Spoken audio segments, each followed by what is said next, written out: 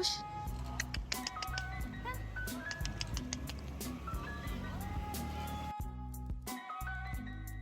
Assalamualaikum, hai semuanya. Salam sehat dan jangan lupa berbuat baik ya. Hari ini aku mau bikin video evaluasi budget sama budgeting bulan November.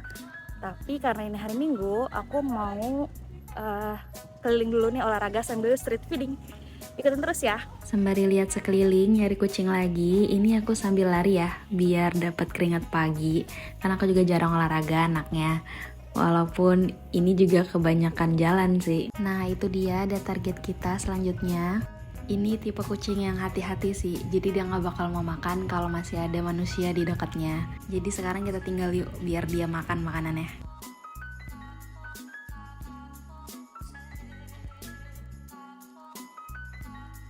Nah sekarang kita jalan lagi ya. Ini udah mau dekat rumah, udah tinggal berapa meter lagi. Tapi pas lihat di sebelah kanan, ternyata ada si bocil nih.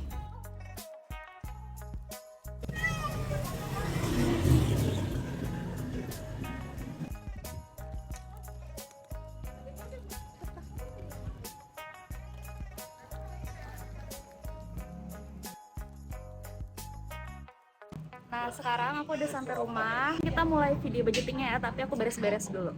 Hai teman-teman, aku udah selesai nih beres-beresnya. Sekarang aku mau nata dulu tempat kita buat budgeting. Alhamdulillah sampai bulan ini aku masih konsisten untuk budgeting. Walaupun udah seliweran nih rasa males dan gak mau nulis-nulis kayak gini lagi. Pengen kayak cara dulu lagi yang cuma inget-inget doang gitu pengeluarannya apa aja. Jadi aku mulai motivasi diri lagi nih. Terus inget-inget apa aja nih keuntungan dari si budgeting. Dan kalau gak budgeting itu nanti bakal kayak gimana. Itu sih salah satu cara aku supaya tetap bisa konsisten budgeting sampai bulan ini. Untuk teman-teman sendiri gimana nih? Apakah udah males-malesan budgetingnya? Atau masih semangat 45? Coba dong tulis di bawah, aku pengen dengar cerita kalian. Apa aja yang bikin kalian males? Atau apa aja nih yang bikin kalian termotivasi? Siapa tahu aku bisa nyontek ya kan? Kita mulai aja evaluasi budgetnya. Yang pertama ini ada mama dan mertua. Aktualnya sama kayak budget, yaitu 1.300.000. Selanjutnya untuk keluarga juga sama, budget dan aktualnya itu 200.000. Untuk belanja bulanan di sini aktualnya 920.000, berarti ada sisa 80.000. Yang keempat, listrik. Di sini juga beda, aktualnya itu 1.339.000. Berarti selisihnya itu kurang 439.000 ya. Untuk listrik ini kenapa aku bedanya jauh banget? Karena aku juga baru tahu mulai bulan September kemarin tuh aku udah mulai bayar listrik untuk kontrakan. Dan ini tuh untuk 2 bulan ya, bulan September dan bulan Oktober. Selanjutnya di BPJS Kesehatan dan kas kantor itu juga sama, budgetnya sama aktual. Lanjut di sini ada untuk kucing, aktualnya itu 786.000. Jadi ada kekurangan sebesar 86.000 ya. Untuk paket data aktualnya ini 90.000, jadi ada sisa 10.000. Selanjutnya untuk motor di sini budget dan aktualnya sama. Nah, untuk skincare di sini aktualnya 252.000. Di sini berarti ada kekurangan 122.000 ya dari budget. Dan yang terakhir ada makan di luar. Di sini tuh aktualnya 140.000. Berarti ada sisa sebanyak 260.000 ya. Nah, di sini aku akan totalin budget dan aktualnya itu berapa. Jadi kita bisa tahu selisihnya itu berapa. Jadi ada beberapa pengeluaran ya guys yang gak sama antara budget dan aktualnya, bahkan bedanya lumayan jauh. Nah ini aku udah tandain yang dia itu sisa, aku tandain warna biru, dan kalau kurang itu yang warna merah. Dan setelah aku total, ternyata pengeluaran aku di bulan Oktober ini sampai minus 297.000 nih teman-teman. Nah di sini aku mengakali kekurangan budget ini dengan menutupinya dari penghasilan yang lain. Nah, aku punya beberapa tips nih untuk mengakali budget bulanan yang kekurangan atau boncos. Tips yang pertama itu bisa kayak aku, jadi kita mengakali kekurangan budget ini dengan menutupinya dari pemasukan yang lain. Untuk kasus aku sendiri, karena aku masih bekerja, jadi aku menutupi kekurangan budget aku dengan gaji aku yang alhamdulillah masih berlebih di bulan ini. Tips yang kedua, kalau emang gak ada penghasilan lain yang bisa nge-cover, maka kita bisa pakai tabungan kita. Bisa dari tabungan kita yang ada di bank, ataupun sinking fund kita yang kita lakuin di rumah, atau dari produk investasi kita kayak reksadana. Pokoknya tabungan-tabungan yang likuiditasnya tuh tinggi atau mudah untuk didapatkan dan dicairkan uangnya. Tips yang ketiga, kalau misalnya kita nggak punya penghasilan lain atau kita juga nggak punya tabungan atau kita sayang-sayang nih mau pakai tabungan, maka kita bisa menekan pengeluaran kita di bulan selanjutnya. Kita bisa pangkas pengeluaran-pengeluaran yang sifatnya tuh nggak urgent ataupun yang bukan kebutuhan primer. Jadi kita bisa beli atau kita penuhin di bulan selanjutnya. Atau kita juga bisa menguranginya tuh dari budget sinking fund kita. Jadi kita skip dulu nih untuk bulan ini. Selanjutnya yang keempat dan yang terakhir itu kita bisa menambah side income kita atau penghasilan kita yang lain. Bisa dengan berjualan atau jadi reseller suatu produk dan ide-ide lainnya yang bisa kita coba cari tahu dan gali lagi ya.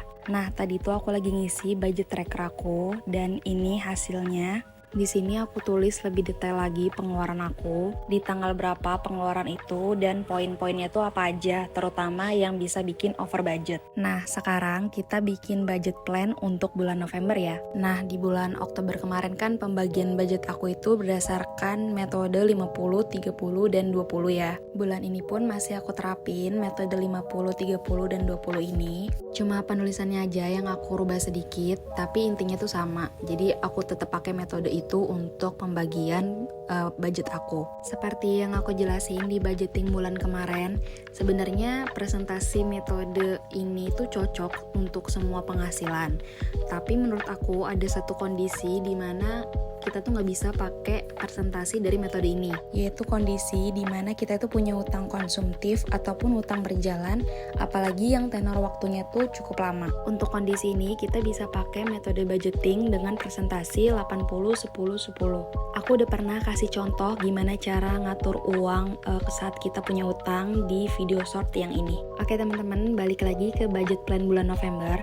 Di sini budget aku atau anggaran aku tuh masih sama dengan bulan sebelumnya, yaitu 7 juta. Di sini aku bagi jadi 3 pos. Yang pertama tuh ada saving, terus giving, dan living. Untuk yang giving aku nggak sebutin nominalnya ya. Dan untuk saving di bulan ini aku baginya cuma jadi 3 pengeluaran aja. Yang pertama tuh ada tabungan kantor, yang kedua itu ada dana darurat, dan yang ketiga itu ada investasi.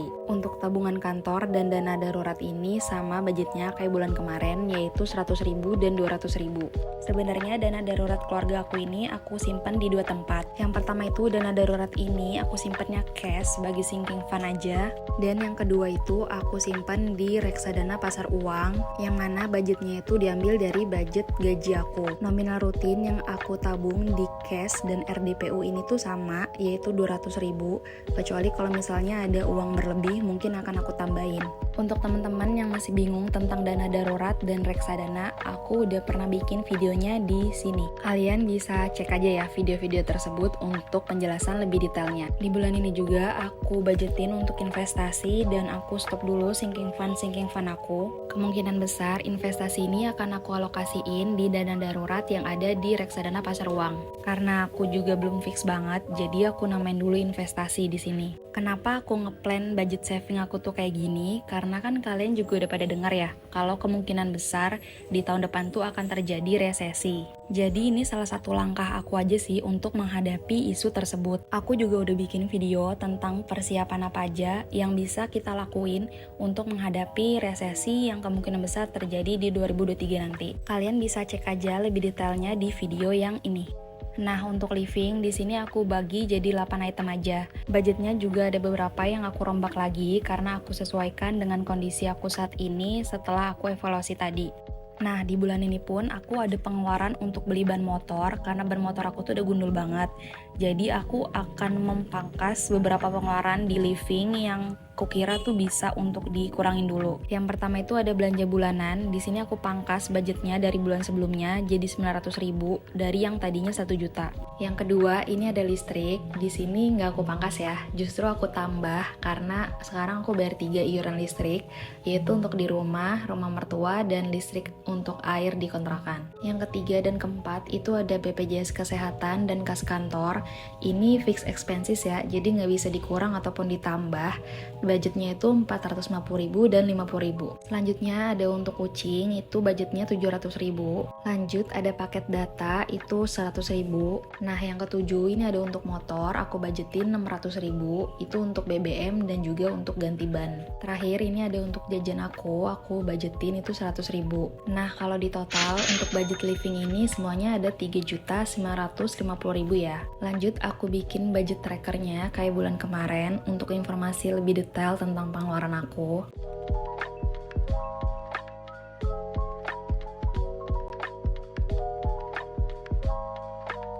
Nah, di sini aku juga tulis sedikit kata-kata dan doa untuk motivasi diri. Dan tada, ini dia budget plan aku untuk bulan November. Walaupun gak seestetik yang aku bayangin dan kalian mungkin bayangin, tapi ya gak apa-apa lah ya. Aku cukup suka dan semoga kalian juga suka ya. Sekian dulu video evaluasi budget untuk bulan Oktober dan budgeting untuk bulan November. Semoga kalian bisa ambil manfaat dari video ini. Kalau ada salah kata dan tindakan dari aku mohon maaf. Makasih yang udah nonton videonya sampai akhir. Dan seperti biasa, jangan lupa subscribe untuk yang belum subscribe. Terus like videonya kalau kalian suka.